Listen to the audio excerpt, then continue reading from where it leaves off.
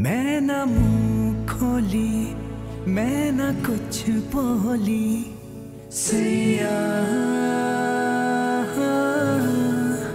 जाने ना। मैं ना मुंह खोली, मैं ना कुछ बोली, सैया जाने ना।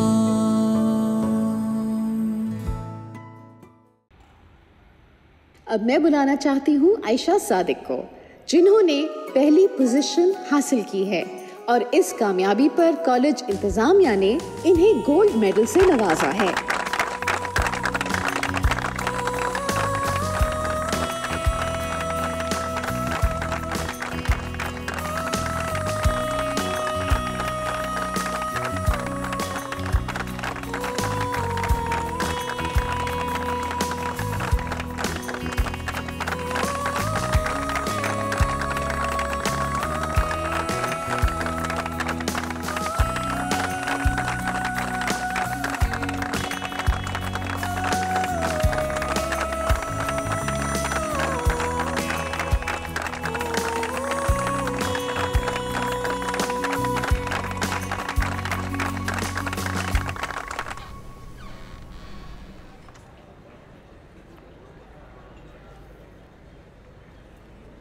अब तो जॉब भी अच्छी मिल गई है, अब क्या एतराज़ है खाने का? एतराज़ तो कोई नहीं है माँ को, और ना ही वो रिश्ता देने से इनकार कर रही हैं। इनकार नहीं किया है, मगर बहाने से टाल देते हैं। कभी अगले हफ्ते, कभी अगले महीने, और कितना टालेंगे? समझने की कोशिश करो तलाल, बेचारी हालात और वक्त के आगे मजबूर हैं, तो सिर्फ टाइम मांग रही हैं कि शायद कोई हल निकल आए। मानो इंतज़ार मसले का हल नहीं होता। अम्मी थक चुकी हैं तुम्हारे घर के चक्कर लगा लगा। अब उनसे तुम्हारे घर का चक्कर लगाने का बोलो तो चिढ़ जाती। इतना बुरा लग रहा है तो कर लो उनकी मर्जी से शादी, मैं तो नहीं कुछ कह रही। रह लोगी मेरे बगैर? इस तसव्वुर से भी खौफ आता है। ऐसा सोचती हूँ तो बाकायदा दिल बंद होने लगता है। इसीलिए तो कह रहा हूँ कि एक मिनट के लिए अपने घर वालों को भूलकर हमारे बारे में सोचो, हमारे मुस्तकबिल के बारे में सोचो। क्या मैं और मेरी मोहब्बत तुम्हारे लिए इम्पोर्टेंट नहीं है? तुम्हारी मोहब्बत ही तो सबसे इम्पोर्टेंट है मेरे लिए। खाला को मनाओ ना यार। मेरा यकीन करो तलाल, वो हमें जुदा नहीं करना चाहती। देखो बानो, खाला को अब ये बात समझनी पड़ेगी कि तुम उनकी बेटी हो। बेटा नहीं हो कि सारी जिंदगी कमा के खिला। इतनी तल्ख बात तुमने कितनी आसानी से कह दी। बानो, यही हकीकत है। तंग आ गया इंतजार से। तुम्हारे लिए तो मैं सारी जिंदगी इंतजार कर सकती हूँ। अगर अम्मी चाहती हैं कि सबसे पहले मेरी शादी, तुम ही बताओ, बड़ा बेटा होने के नाते क्या मैं उनकी ख्वाहिश का एहतराम ना करूं? इस बार भी हाँ कर दी, तो मेरा वादा है।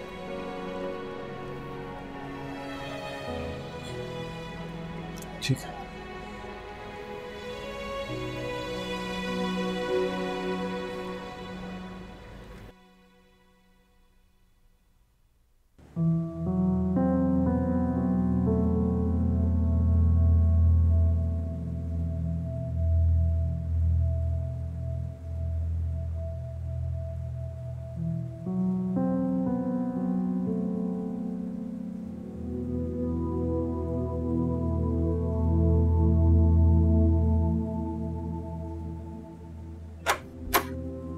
करीम जी साहब। बाबा की तबीयत ठीक है? जी। खाना खाया था उन्होंने? जी साहब। दवाई दी थी?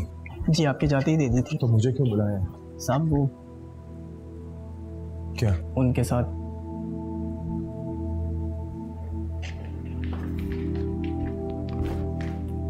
क्या हो गया यार आपको? जान निकाल दी मेरी यार आपने।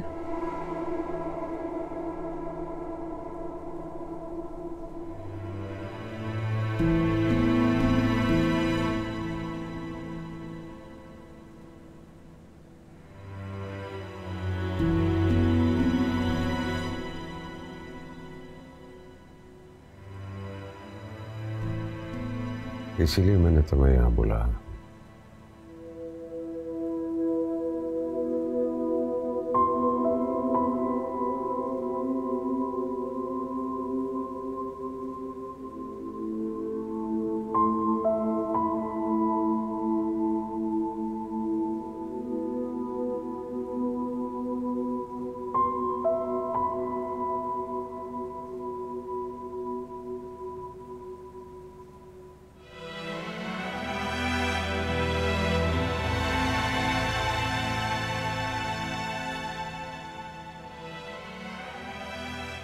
क्यों आई है यहाँ? सादिया को मैंने बुलाया। किस लिए? भूल गए उन्होंने क्या किया हमारे साथ? मेरा जिंदगी के जो थोड़े दिन बच गए वो गलतियां भुला कर जीना चाहता हूँ। कि उनकी इस घर में कोई जगह नहीं है और ना ही हमारी जिंदगी में। उनको बोले वापस चली जाए। बेटा, मैंने हमेशा चाहा कि हम एक साथ रहें। इस वक्त मैं अपनी फैमिली को मुकम्मल देखना चाहता हूँ। कौन सी फैमिली की बात कर रहे हो आप? आप भूल गए हो हमारी फैमिली मुकम्मल नहीं हो सकती कभी भी। मैं उनको आसपास भी नहीं देख सकता और आपके आसपास तो बिल्कुल भी नहीं। उनको बोलो वापस जाए। बेटा, ये मेरे कहने पर आई है। तुम्हारी माँ है और अपनी माँ को माफ कर दो। माफ कर दो? आप माफ कर सकते हो, मैं नहीं। मैं तुम्हें अकेले नहीं देख सकता बेटा, ये मेरी आखिरी ख्वाहिश है। प्लीज आप बस करो ये सारी बातें करना। For God's sake, कुछ नहीं होगा आपको। मैंने बात करी है कल डॉक्टर शुएब से। उसने होप दिलाई और हम लोग कल अमेरिका जा रहे हैं बस। बेटा, पिछली बार मुझे डॉक्टर ने जवाब दे दिया था। मैं आपको यूं खुद से दूर जाते हुए नहीं देख सकता। मैं आखिरी सांस तक लड़ूंगा। Be brave my son. तुम्हें बहादुर बनकर इन हालात का मुकाबला करना है और बहादुर इंसान हमेशा माफ कर देता है। अपनी माँ को माफ कर दो।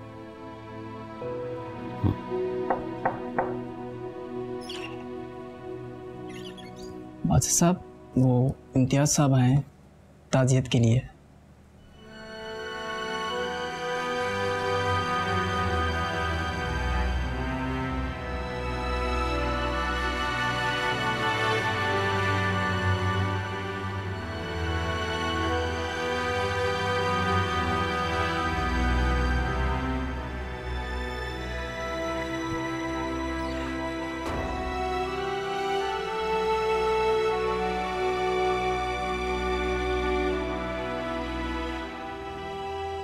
मैं उस वक्त पाकिस्तान में नहीं था जब यह खबर मिली। बहुत दुख हुआ सुनकर। सलमान मुझे भाइयों की तरह अजीज था। वो भी बिल्कुल आपको अपना छोटा भाई समझते थे। इस दोस्ती को रिश्तेदारी में बदलना चाहता था सलमान। पिछली बार जब हम मिले तो बहुत खुश था। सुआ और बासित की शादी के बारे में सोचा था। मैंने उससे कहा कि ये एक अहम फैसला है, बच्चों की रजामंदी भी बहुत ज़रूरी है। तब पता नहीं था कि वो यूं हम सबको छोड़ के चला जाएगा। आखिर अचानक ये सब कैसे हुआ भाभी? मुझे नहीं मालूम इम्तियाज भाई। अपनी डेथ से 1 माह पहले उन्होंने मुझे कॉल की थी। तब वो कैंसर के आखिरी स्टेज पर थे। मुझसे कहा कि मैं आ जाऊं। ये तो आपने अच्छा किया कि आप आ गई। बासित भी सलमान के बाद बहुत अकेला हो गया है। जी। करीम। जी साहब। इनको बोलो मेरे पास लाउंज में आके मिले। जी।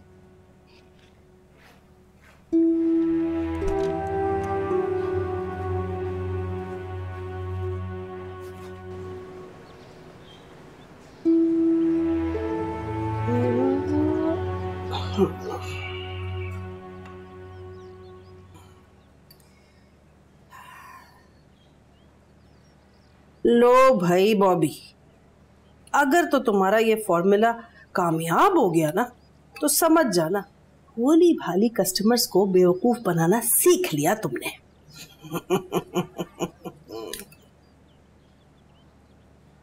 अरे ये क्या, हम पर रहम करो बॉबी, मैं ये दूध हल्दी बेसन मुंह पर लगाने के लिए नहीं लेती। भाभी, हर बिजनेस का एक उसूल होता है, पहले कुछ लगाना पड़ता है, उसके बाद ही फायदा होता है। 1% का फायदा तो हुआ नहीं। अगर इन घरेलू टोटकों से गोरा चिट्टा होना इतना आसान होता ना तो हर कोई घर बैठे गोरा चिट्टा हो जाता। अरे भाभी आहिस्ता बोले, अल्लाह अल्लाह करके तो एक कस्टमर आई है, आप क्या चाह रही हैं कि वो भी भाग जाए? अल्लाह करे भाई। मेरा दिल मत दुखाएं भाभी, यतीम की बद्दुआ लग जाती है। ओह, मैं कहाँ फंस गई इन यतीमों में। याद है मरतबा अम्मा ने क्या कहा था कि मेरी बॉबी का ख्याल रखना। बॉबी तौबा करो, हम घर के खर्चे पूरे करने में जुटे हैं। ये बेमकसद के शौक तुम्हें जचते नहीं हैं और मैं अपनी चीजों का ज़िया होते नहीं देख सकती। अरे मैंने कौन सा सारा घर समेट कर दे दिया? मैं अगर अपना दिल बहलाने के लिए कुछ भी कर लेती हूँ तो आपको ज़िया लगता है। आपकी अपनी बेटियां घर से बाहर निकलकर कुछ भी करती फिरे, अपनी मनमर्जी करे, उन्हें तो आज तक नहीं रोका आपने। ये कवारी नंद भी ना एक अजाब से कम नहीं है। आप बिल्कुल बेफिक्र रहें, जिस दिन मेरा पार्लर चल गया ना उस दिन सूद समेत आपका 1-1 रुपया वापस करूंगी मैं, ये वादा है बॉबी का आपसे। अच्छा,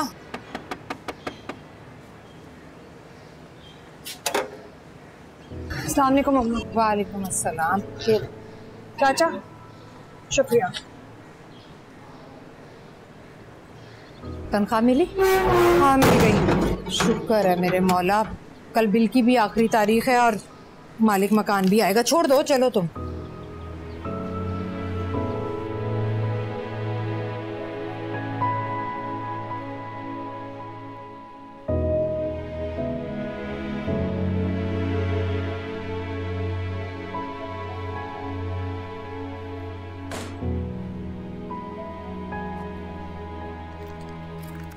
ये 25,000 है। 25,000? बाकी के पैसे कहाँ हैं? 5,000 का ये सामान आया था और 10,000 मैंने लिए हैं। तुम क्या करोगी 10,000 का? क्यों, अपनी तनख्वाह में से 10,000 भी नहीं ले सकती मैं? ज्यादा जताने की जरूरत नहीं है, अच्छी तरह से जानती हूँ क्यों लिए तुमने 10,000। सुनार का फोन आया था, वहां गई थी ना तुम? क्या जरूरत थी उसे सेट के लिए एडवांस देने की? यहां पेट पालना मुश्किल है और तुम्हें सेट पहनने का शौक चढ़ा है। शौक नहीं है ये मेरा, आपके लिए कर रही हूँ। सोने का सेट देंगी तो आप ही की इज्जत बढ़ेगी। इज्जत से पेट नहीं भरता, खाक में डालो ऐसी इज्जत को जो पेट काट काट कर मिले।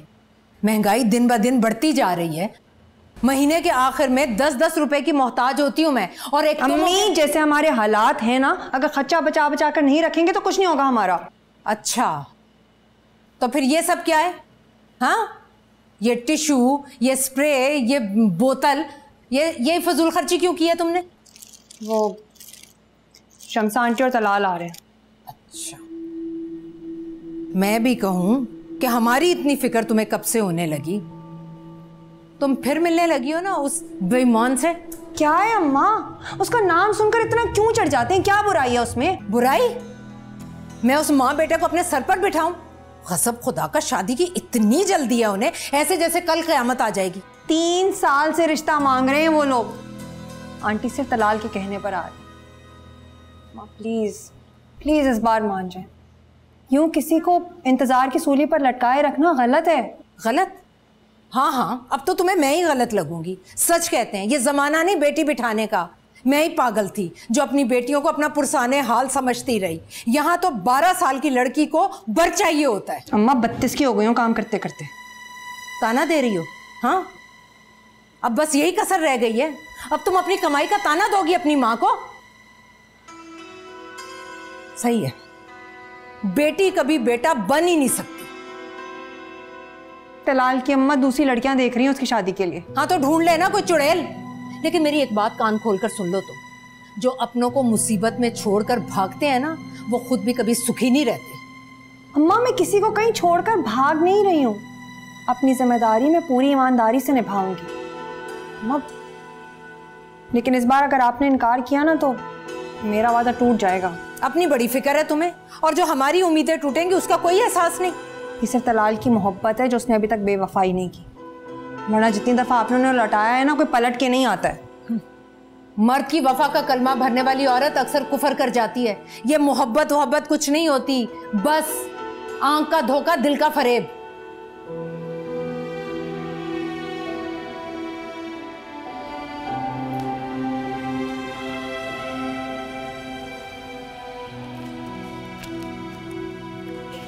जूते अच्छे, ये कब ले तू? ये उस दिन बानो आप एक साथ गई थी ना, तब लेकर आई थी।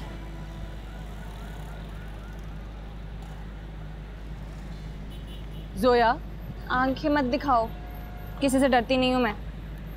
किसी ने देख लिया तो? यूं क्यों देख रही थी उसे? तो देख ले, और अगर मेरे एक बार मुस्कुराने से अगर उसका दिल खुश हो जाता है तो इसमें हर्ज क्या है? आवाज बंद करो, चीख चीख के बोलियो, वो सुन लेगा। वैसे भी 2 मरतबा लोड करवाने से कोई आशिक नहीं बन जाता। इसके पास तुम्हारा नंबर है? हाँ, मैंने दिया, मेरे पास बैलेंस नहीं था। पता है बेचारा हर बार 100 का लोड करवाता है। सीधा देखो। क्या देख रहे हो? लड़कियां नजर आ गई तो तुम्हें लगता है तुम छेड़ सकते हो? उधर देखो। छेड़ नहीं रहा, मैं तो गुजर रहा था यहाँ से, नजर पड़ गई तो यहाँ पे। मेरी बहन का नाम अपने गलीज मुंह से खबरदार निकाला तुमने, समझ आई? मामा कहाँ बोले जा रही हैं? मैं तो आइंदा इस सड़क पे चलते हुए नजर आए ना तो तुम्हारी टांगे तोड़ के तुम्हें खिला दूंगी, समझ आई? उधर देखो, लोड में तुम्हें कराती हूँ, जरा आओ तुम घर। आज बाजार चलें, थोड़ी शॉपिंग हो जाएगी। हमें तुम्हें लेना जाए बाजार, पूछ लेते हैं। अस्सलाम वालेकुम। आप? वालेकुम अस्सलाम। आज बहुत देर कर दी तुम लोगों ने। मैं तो कॉलेज में थी, इन्होंने देर कर दी आने में। अम्मी वो आज रिजल्ट अनाउंस हुआ है ना, तो मैंने टॉप किया, गोल्ड मेडल मिला है। अरे वाह, सोने का है? बहुत मुबारक हो आयशा। यार मुबारक बाबा। आपको पता है जब आज उन्होंने मेरा नाम अनाउंस किया ना तो पूरा हॉल तालियां बजा रहा था, इतना शोर था अम्मी। शुक्र है कॉलेज ने कुछ तो दिया भाई, वरना तो इतने सालों से तुम्हारी फीसें भर भर के मैं थक गई थी। अम्मी अब फीसें नहीं देनी पड़ेंगी, जो लोग टॉप करते हैं ना उनको कॉलेज स्कॉलरशिप ऑफर करता है, तो अब मास्टर्स मेरा पूरा स्कॉलरशिप पे होगा। कोई जरूरत नहीं मास्टर्स करने की, बस जो कर लिया वो काफी है। क्या हुआ है? होना क्या है, अब जिम्मेदारियां संभालने की तुम्हारी बारी है। जब बड़े अपनी जिम्मेदारियों से हाथ उठा लेना तो छोटों को उनकी जगह ले लेनी चाहिए। क्या मतलब? तुम चुप रहो, आयशा से बात कर रही हूँ मैं। अम्मी मैंने मास्टर्स करना है, मुझे स्कॉलरशिप मिली है, मैंने बहुत मेहनत की है इसके लिए। अपने लिए तो सब मेहनत करते हैं, लेकिन घर के लिए कौन सोच रहा है? बानो को ससुराल जाने की जल्दी है, तुम्हें पढ़ाई की, और जोया तो वैसे ही किसी काम की नहीं है। घर के बारे में कौन सोचेगा भाई? आज घर में कुछ हुआ है क्या? पता नहीं।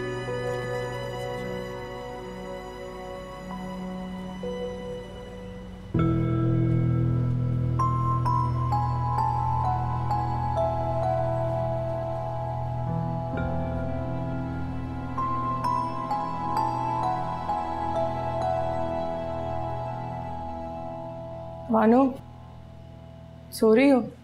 अम्मा के होते हुए कोई सुकून से सो सकता है यहाँ? क्या हो गया है? नीचे वो इतना गुस्सा कर रही है, इधर तुम नाराज लेटी हो, क्या हुआ? आयशा, आयशा तुम ही उन्हें समझाओ ना। तलाल के घर वालों का ख्याल ना सही, मेरी मोहब्बत का सोचकर ही हाँ कर दें। क्या कुछ कहा है तलाल भाई ने? अपनी माँ को लेकर आना चाहता है। उसे वजाहतें देते हुए जो शर्मिंदगी मुझे सहनी पड़ती है उसका किसी को एहसास नहीं। उसका नाम सुनते ही अम्मा का ऐसा पारा चढ़ जाता है, पता नहीं क्या मसला है। तुम फिक्र मत करो, मैं करती हूँ उनसे बात। उन्हें डर है कि मैं हाथ खींच लूंगी, खुद गर्ज हूं मैं उन्हें कह भी रही हूँ कि शादी के बाद घर का खर्चा उठाऊंगी, लेकिन नहीं, मेरा तो एतबार ही नहीं। इससे मेरी नौकरी लग जाएगी ना, फिर सब कुछ ठीक हो जाएगा। कुछ ठीक नहीं होगा ऐसे। अगर अम्मा ऐसे इनकार करती रही और तंग आकर तलाल ने किसी और से शादी कर ली तो मैं तो। ऐसा कुछ भी नहीं होगा, नहीं करेगा वो। हमारी अम्मा ना दुनिया की वाहिद माँ है जो अपनी बेटियों को रुखसत ही नहीं करना चाहती। इससे तो मत बोलो ना, सुन लेंगी, दुखी होंगी, फिर गुस्सा करेंगी। और सुनना पड़ेगा उन्हें सच। ये हम नहीं, इस घर के हालात जानने वाला हर शख्स कह रहा है। अब्बा की मौत के बाद से हमने दुख देखे हैं, इतनी महरूमियां झेली हैं, हर दुख सुख में उनके साथ खड़े हुए हैं। किस लिए? कि अपनी खुशियां कुर्बान कर दे। आज मैं हूं, कल तुम होगी। हम तीनों में से किसी ना किसी को तो बेटा बन के रहना है ना इस घर में। बेटा बनो या बेटी, अम्मा का दिमाग कारोबारी है, जहां फायदा नजर आए सौदा कर देंगी। अच्छा तुम फिक्र मत करो, मैं तुम्हें और तलाल भाई को अलग नहीं होने दूंगी, होगी तुम्हारी शादी।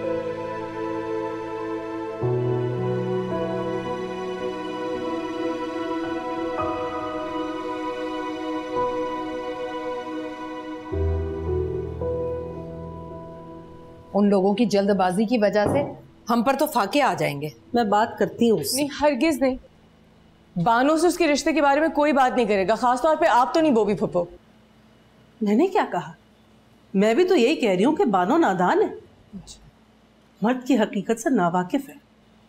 अभी जिस आज़ादी की उसे अहमियत नहीं मालूम, कल को उसी के लिए ज़ारो कतार रोएगी।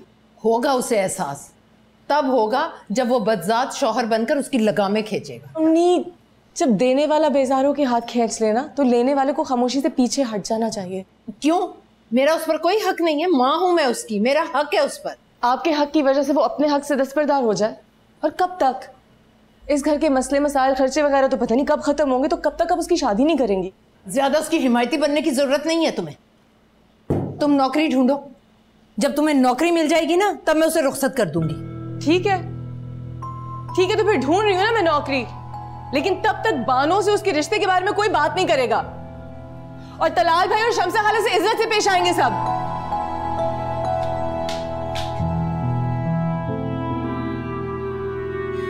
तो ये शर्त रखी है अम्मा ने? कभी ना कभी तो नौकरी करनी है ना। नहीं आयशा, मैं तुम्हें ऐसा नहीं करने दूंगी। सबसे पहले अपनी पढ़ाई मुकम्मल करोगे। होगी मेरी पढ़ाई मुकम्मल, डिग्री तो आ गई है ना, और वैसे भी फिलहाल इस सूरत हाल से निकलने के लिए कुछ ना कुछ मुझे करना पड़ेगा। आयशा तो फिक्र मत करो ना, मैं संभाल लूंगी। बानो, मुझे तुमसे बात करनी है। बोले। देखो बानो, माँ औलाद का कभी बुरा नहीं चाहती, और मैं तुम्हारी दुश्मन नहीं हूँ, और तुम ये बात भी अच्छी तरह से जानती हो कि तुम हमारे घर का वाहिद जरिया। अभी मैं आपसे नीचे बात करके आई हूँ मम्मी, फिर आपने वही बात लेके शुरू। तुम चुप रहो, मैं बात कर रही हूँ ना। देखो बानो, तुम्हारी कमाई से इस घर का चूल्हा जल रहा है, इसलिए कुछ दिन रुक जाओ। आयशा को नौकरी मिल जाए, तुम फिर। मैं जानबूझकर सताने के लिए नहीं करी ऐसा। तो छोड़ दो उसे। कमाने वाली लड़की के लिए लड़कों की कमी नहीं होती। कोई अमीरजादा मिल जाएगा जो तुम्हें माँ बहन की मदद के लिए मना नहीं करेगा। तलाल तो खुद छोटा सा मुलाजिम है। तलाल जैसा शरीफ और मुखलिस लड़का मिलना आसान नहीं है, और वो लालची नहीं है। हमें अगर तलाल लालची होता तो हमारे घर के हालात जानते हुए भी बानो से शादी ना करना चाहता। हाँ, और मेरी तनख्वाह है ना, जहाँ भी दूँ उससे कोई गर्ज नहीं है। ये सब शादी से पहले की बातें। अम्मा, बानो ने जितना करना था ना इसने कर लिया है, अब इसकी जिम्मेदारियां मैं उठाऊंगी, और जैसे ही मेरी नौकरी लगेगी घर का खर्चा मेरी तनख्वाह से निकल आएगा। अभी तुम नौकरी ढूंढो, और वैसे भी ये शादी ब्याह ऐसे नहीं हो जाते, उसके लिए भी पैसों का बंदोबस्त करना पड़ता। उसकी टेंशन ना लें आप। अम्मी, हम सब मिलके कर लेंगे, खुदा का वास्ता।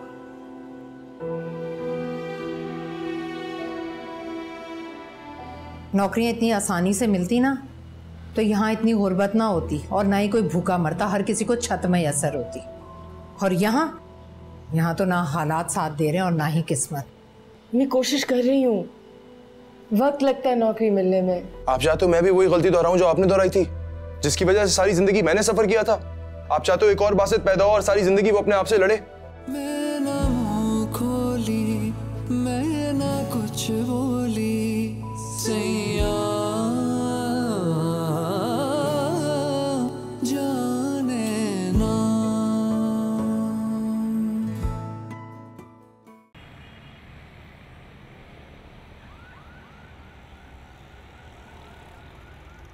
आयशा सादिक, सिंपल ग्रेजुएशन की भी है आपने, और कोई जॉब का एक्सपीरियंस भी नहीं है। कंप्यूटर पे काम कर सकती हैं आप? जी कर सकती हूँ, MS word, excel, computer programming सब आता है मुझे। ठीक है, हम आपको कॉल करेंगे।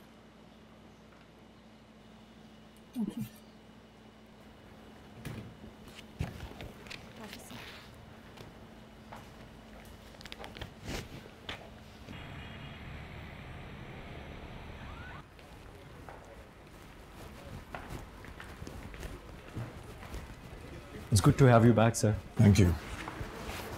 मेरी 15 मिनट में शैंटेक्स फैब्रिक के साथ मीटिंग। सर क्या हम उनके साथ ये डील कर रहे हैं? ऑफ कोर्स कर रहे हैं, सारा पेपर वर्क रेडी है हमारा। सर उनकी पेमेंट रहती है, उनको तो फ़ोन भी आ रहे हैं। उनको अभी तक पेमेंट नहीं गई? नहीं सर। लेकिन क्यों? तुम जानते हो हमारे पास रॉ स्टॉक के अंदर कोई भी लेदर का माल नहीं है। जी सर। सो व्हाट जवाब?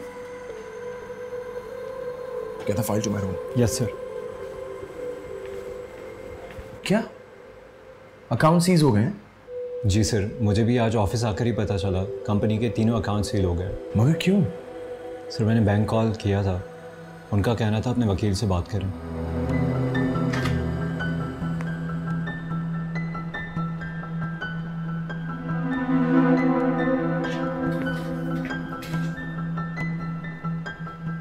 हेलो मंसूर अंकल, आप मेरे ऑफिस आए इसी वक्त।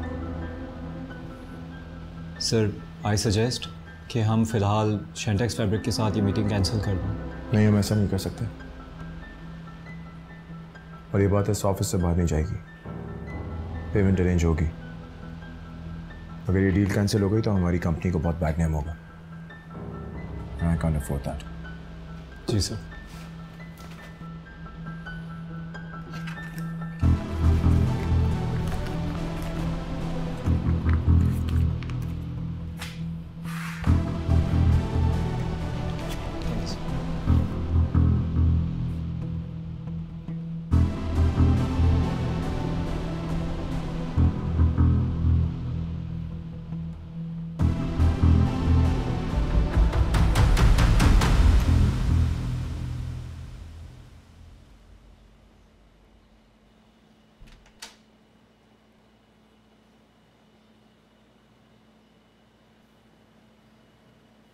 जी कहें, कैसे आना हुआ? अस्सलाम वालेकुम। वो आपने इश्तिहार दिया था अखबार में, जॉब का, रिसेप्शनिस्ट की जॉब। अच्छा अच्छा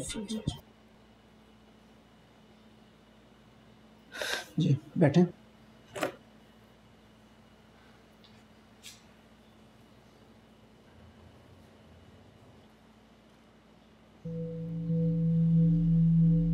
I hereby give, devise and bequeath all my properties, whether movable or immovable, whatsoever and whosoever, to my son on a condition that he has to bury first. तुम्हारे बाप की वसीयत के मुताबिक ये सब जायदाद मिल्कियत शादी के बाद तुम्हारी हो जाएगी, लेकिन उससे पहले ये फैक्ट्री, कंपनी और दीगर मामलात में तुम खुद से कोई डिसीजन नहीं ले सकते।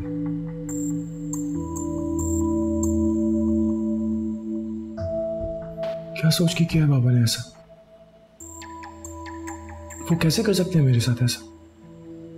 ठंडे दिमाग से अगर सोचो तो सलमान को ऐसा करने पर तुमने ही मजबूर किया। तुम शादी के खिलाफ हो, बार बार शादी से इनकार करना। कोई बाप जो अपने बेटे से शदीद प्यार करता हो, उसे ऐसे जिंदगी के रहमो करम पर कैसे छोड़ सकता है तन्हा? लेकिन मेरी पर्सनल लाइफ और मेरे बिजनेस को कैसे मिला दिया बाबा ने? क्योंकि हर कामयाब बिजनेसमैन की जिंदगी का कोई मकसद होता है और इस मकसद को पाने के लिए कोई साथ निभाने वाला होना चाहिए, कोई साथ चलने वाला। वो तो तुमने सुना ही होगा, हर कामयाब मर्द के पीछे एक औरत का हाथ होता है। लेकिन मैं ऐसी किसी बात को नहीं मानता। तुम मत मानो, दुनिया मानती है और दुनिया ने ऐसे होते हुए देखा भी है। यार क्या मतलब? कुछ नहीं हो सकता। मतलब क्या मजाक लेकर आ गए आप? मेरी सारी बिजनेस डील्स रुकी हुई हैं, सालों की मेहनत लगी हुई है। आप बाबा की ये वसीयत लेकर आ गए हैं कि अगर मैं शादी नहीं करूंगा मेरे अकाउंट सीज रहेंगे। Are you serious? मैं कुछ नहीं कर सकता बासित। ये सलमान की मिल्कियत है और तुम्हें इसका मालिक कैसे बनना है ये उसका फैसला है। वो तुम्हें यूं अकेला मशीन बनता हुआ नहीं देख सकते थे। लिसन टू मी मंसूर साहब, ये मेरे बाबा की लेगेसी है और मैं शादी जैसी फजूलियात पे बिल्कुल यकीन नहीं रखता। तो प्लीज आप कुछ करें, मैं अपना करियर बर्बाद नहीं होने दे सकता। ये सब किसके लिए कर रहे हो तुम? अपने लिए, अपनी जात के लिए कर रहा हूं। और तुम्हारे बाद ये सब मिल्कियत क्या ट्रस्ट में चली जाए। I don't care. Change the damn will. I don't care. Change the damn will. देखो बासित, मुझे वकालत मत सिखाओ, ये इलीगल है। I can not change this. तो क्या चाहते हैं आप? तुम्हें खुद को बदलना होगा। देखो, मैं तुम्हारे बाप की जगह हूं, इन हाथों में खेल कर बड़े हुए हो तुम। मैं तुम्हें गलत मशवरा नहीं दूंगा। शादी कर लो किसी भी लड़की को जिसे तुम जानते हो या पसंद करते हो, या वो क्या नाम था, हाँ वो इम्तियाज की बेटी, उससे मिल लो, शायद तुम्हारा इरादा बदल जाए। नहीं। अच्छा लिसन, तुम कहो तो मैं कोई लड़की ढूंढूं तुम्हारे लिए। क्या बात है मंसूर साहब, वकालत छोड़ के आपने मैरिज ब्यूरो खोल लिया है। तुम्हारे लिए अगर मुझे ये भी करना पड़े तो करूंगा। अगर आप मेरे लिए कुछ भी कर सकते हैं ना, तो इस वसीयत को बदलें। बेटा, इस वसीयत को पत्थर की लकीर समझो, आगे तुम्हारी मर्जी।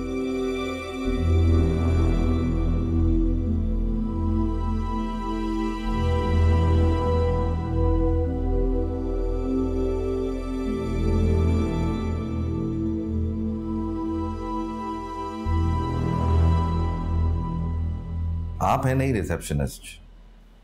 I like it. जल्दी तो नहीं है जाने की?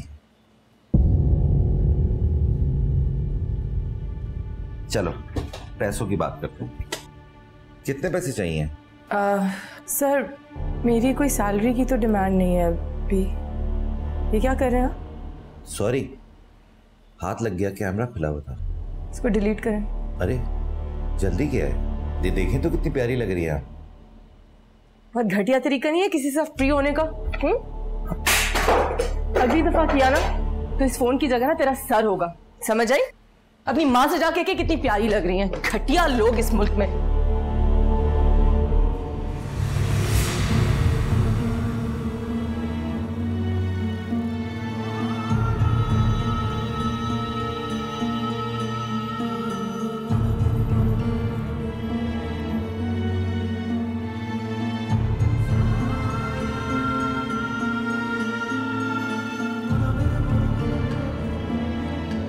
आप है नहीं रिसेप्शनिस्ट। सिंपल ग्रेजुएशन की भी आपने। जल्दी क्या है, ये देखें तो कितनी प्यारी लग रही है आप। और कोई जॉब का एक्सपीरियंस भी नहीं है।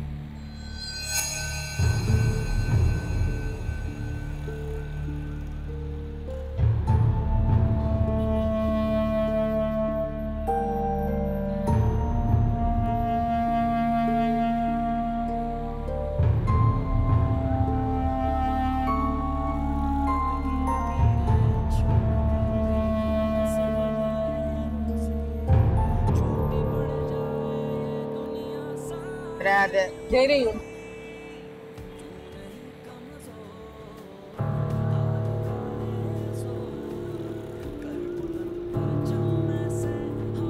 मेरा वॉलेट नहीं मिल रहा है। इधर देखें जरा, इधर ही खड़ी हुई थी मैं।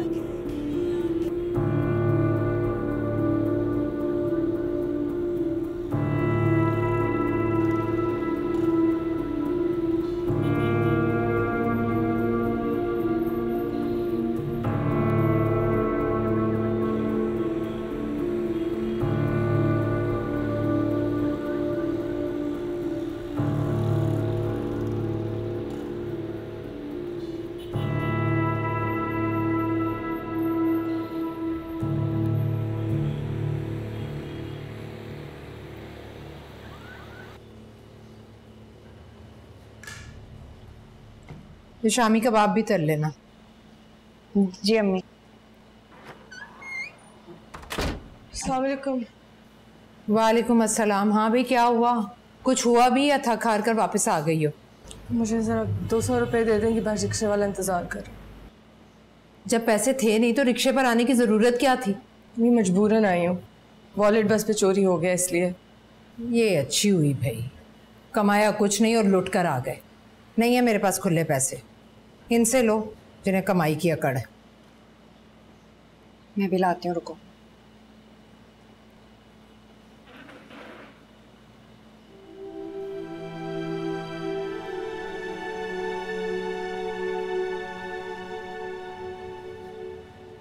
एक जगह बात की है, वो कॉल करने का कह रहा है। झूठे आसरों से काम चलाओ जब तक काम बने।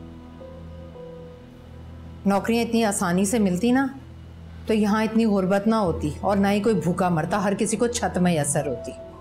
और यहाँ तो ना हालात साथ दे रहे हैं और ना ही किस्मत। मुसीबत दर मुसीबत। मैं कोशिश कर रही हूँ, वक्त लगता है नौकरी मिलने में। फिलहाल आप दुआएं दें, ताने नहीं। देख लेंगे क्या होता है। तुम जल्दी कपड़े बदल कर आओ, काम बहुत है। मेहमान आएंगे, खा पी कर चले जाएंगे। इतनी महंगाई में खर्चे तो हमारे होंगे ना।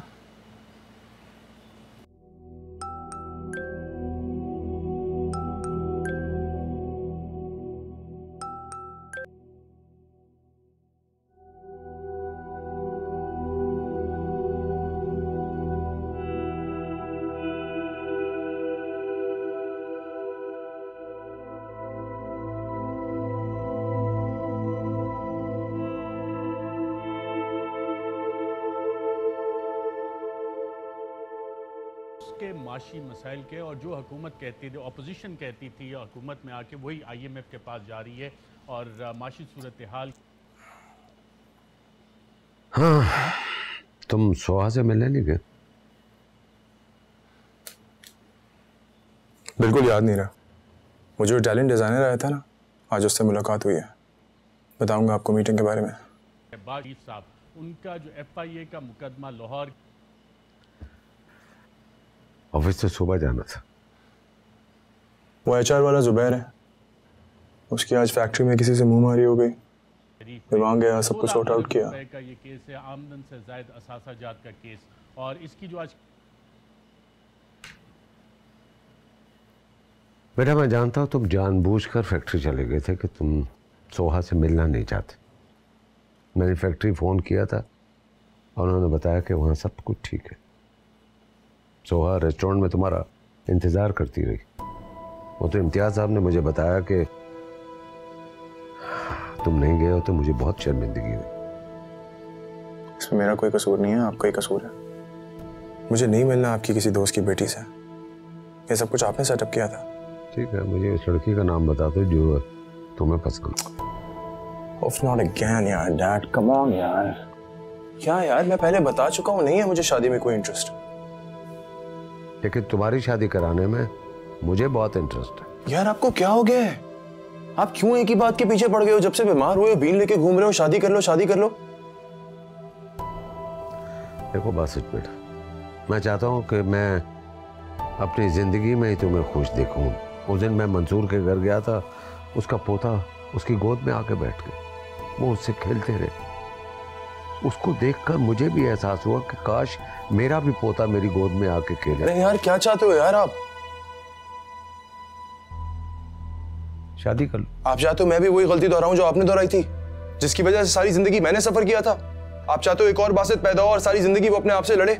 एक और औरत मुझे किसी और मर्द के लिए छोड़ के चली जाए और सारी जिंदगी मेरा बेटा वो तकलीफ उठाए जो मैंने सही है? देखो बेटा, तुम अच्छी तरह जानते हो वो हम दोनों का फैसला था। यार प्लीज प्लीज उसकी बेवफाइयों पे पर्दा डालना बंद करो। देखो, इस रिश्ते की सबसे मजबूत निशानी तुम थे और मैं उसका एहसानमंद हूं कि उसने तुम्हें मुझसे नहीं छीना। जिसको आप एहसान कह रहे हो वो खुद गर्जी थी, अपनी जिम्मेदारी से जान छुड़ा के भागी है वो। देखो उसने जो किया, लेकिन तुम्हें तो मुझे दे दिया ना। मेरे पास तुम हो, तुम्हारे पास कौन होगा? मैं मर जाऊंगा ना तो तुम सिर्फ बासित रह जाओ। बाबा प्लीज यार ऐसी बातें मत करो यार, कुछ नहीं होगा आपको।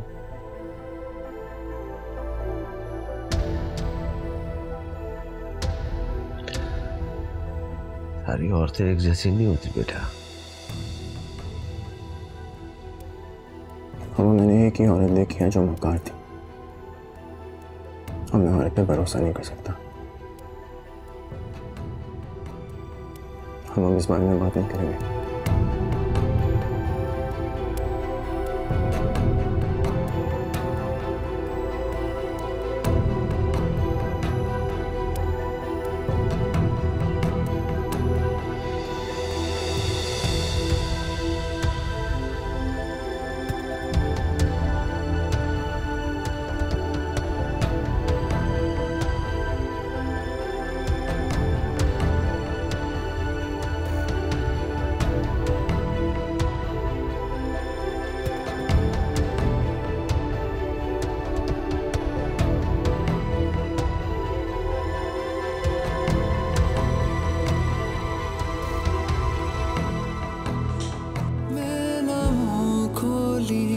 मैं ना कुछ बोली सही